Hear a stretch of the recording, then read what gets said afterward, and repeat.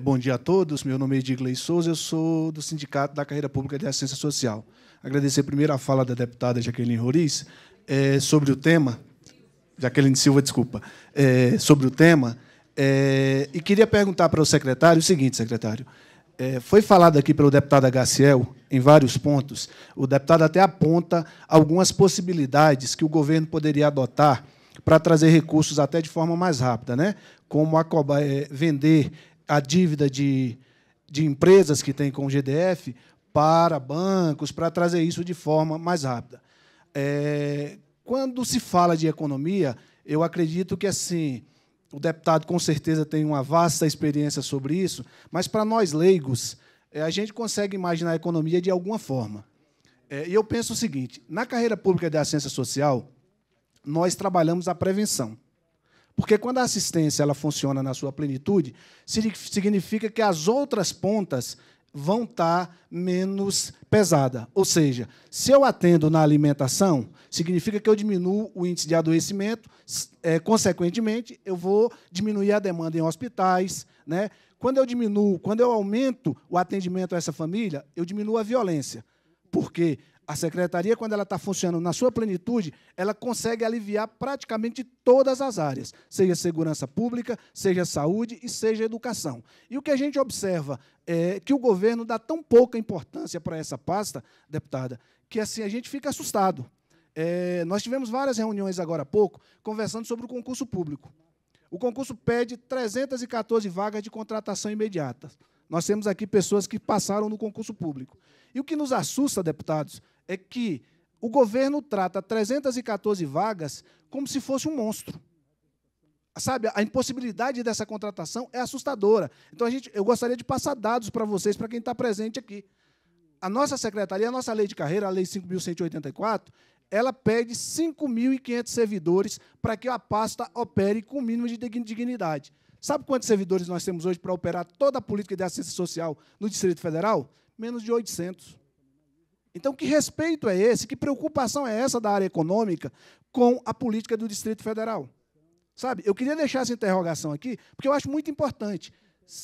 Saúde, segurança e educação são pastas muito importantes, mas a assistência social é tão importante quanto. Porque, quando ela funcionar adequadamente, significa que essas outras pastas estarão trabalhando com mais tranquilidade, porque a gente vai, com certeza, aliviar todos esses setores. Então, eu gostaria de deixar essa interrogação de qual realmente é a preocupação do governo com essa política e se ele entende que essa política realmente ela é prioridade. Obrigado, pessoal.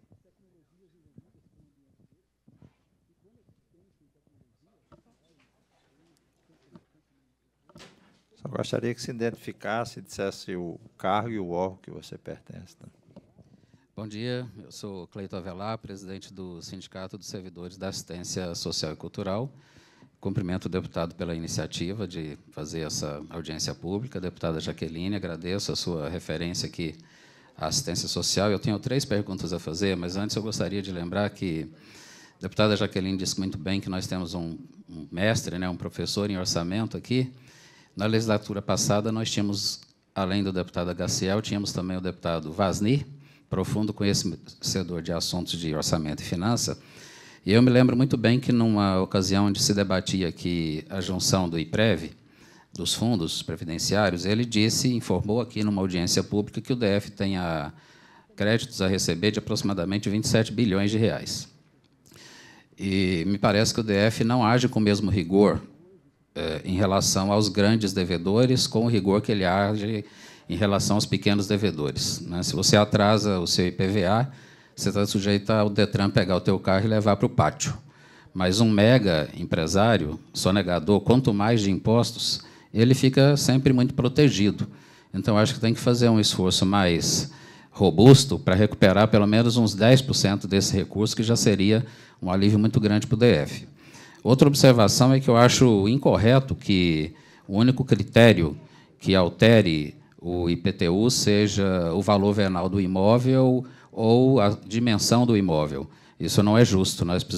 A Câmara precisa tratar desse assunto. Eu sei que tem que ser iniciativa do Executivo, mas nós precisamos de uma nova legislação sobre isso para estipular efetivamente a progressividade tributária no DF, porque hoje não existe. Nosso sistema tributário é muito regressivo. Terceiro, o seguinte, aí eu já entro na pergunta. Os 4 últimos relatórios quadrimestrais referentes à Lei de Responsabilidade Fiscal informaram, e são números oficiais, que o DF está abaixo do limite de alerta, que é o mais baixo dos limites da Lei de Responsabilidade Fiscal. 3, para me corrigir. O último quadrimestre do governo Hollenberg e os 2 primeiros quadrimestres do governo Ibanez foi informado que nós estamos abaixo do limite de alerta. Portanto, a pergunta que faz o deputado Agaciel, ela é pertinente. É necessário que o governo coloque previsão orçamentária, sim, para o pagamento da terceira parcela dos servidores, porque aí está uma maneira de oxigenar a economia do Distrito Federal, dar mais condição aos servidores de pagar as suas dívidas e de consumir um pouco mais, porque isso vai aquecer a economia, e aquecendo a economia gera emprego e o próprio Estado arrecada mais. Segunda pergunta é, como bem disse o Edgley, nós operamos hoje com 20% da necessidade de pessoal, 20%. Tem algumas unidades da assistência social que já perderam a capacidade operacional. O CRAS de Braslândia não tem assistente social. Tem uma pedagoga que trabalha 30 horas e o CRAS de Braslândia tem 12 mil famílias referenciadas. O CRAS Samambaia Expansão, mesma situação e até mais grave, porque foram vítimas de violência no lugar onde estavam instalados. Então, a necessidade de colocar um número irrisório de novos servidores, conforme está aí na informação do Edgley, 314 para contratação imediata, esse número não vai nos contemplar.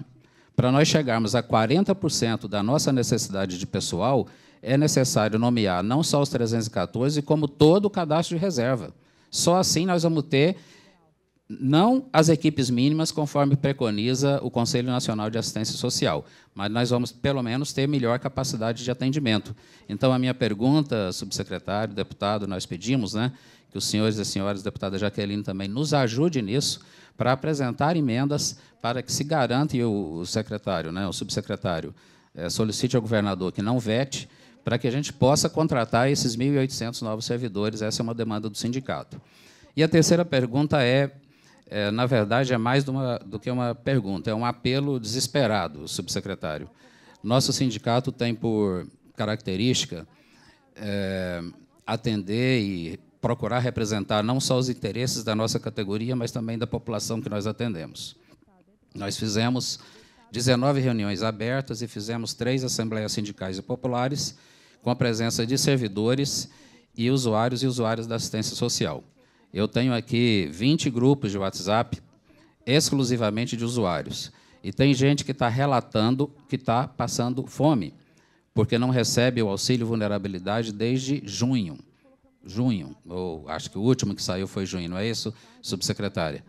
E tem gente que está declarando aqui, eu acabo de receber um áudio do Areal, a pessoa relatando que ela está sendo despejada de casa porque ela não recebeu o auxílio excepcional a que tem direito para pagar o seu aluguel.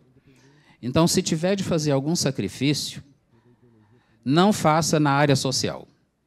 Fazer sacrifício na área social, desculpa aqui a ênfase, é criminoso. É comprometer as demais políticas. E eu falo isso com muita segurança. No governo passado, nós estivemos com o coronel Santana, da Polícia Militar, e ele nos informou, na época ele era subsecretário de Segurança Pública, e ele nos informou que os dados, as ocorrências que a polícia atende, diminuem consideravelmente quando as políticas sociais funcionam com eficácia. Veja bem, isso é uma informação da Polícia Militar do Distrito Federal. Não é nem informação da Secretaria de Desenvolvimento Social, ou da Sejus, ou da Secretaria da Mulher. Por último, né, esse é um apelo desesperado. Né? Esse dinheiro tem que ser depositado no BRB hoje, para que as pessoas parem de passar fome, para que ninguém seja despejado. São quase 8 mil famílias que estão nessa condição. E, por último, só o secretário André Clemente, quando apresentou o projeto de lei de diretrizes orçamentárias, ele falou que não ia fazer um orçamento de ficção. Eu acho que está certo, é uma postura responsável, mas eu acho que também não é certo fazer terrorismo orçamentário. Ele pressupõe que nós perdemos aquela decisão do Tribunal de Contas da União. Nós, que eu me refiro ao Distrito Federal. Me refiro àquela situação do imposto de renda da área de segurança, não é, que estava sendo retida aqui no Distrito Federal. De fato, existe uma decisão do Tribunal de Contas, mas existe uma decisão superior do ministro Marco Aurélio, então, que obstruiu aquela decisão do Tribunal de Contas. Então, vocês estão partindo do princípio de que nós vamos perder isso no Supremo Tribunal Federal, quando esse assunto sequer está pautado no Supremo Tribunal Federal. Então, me perdoe a franqueza, isso me parece um pouco de terrorismo orçamentário. Obrigado.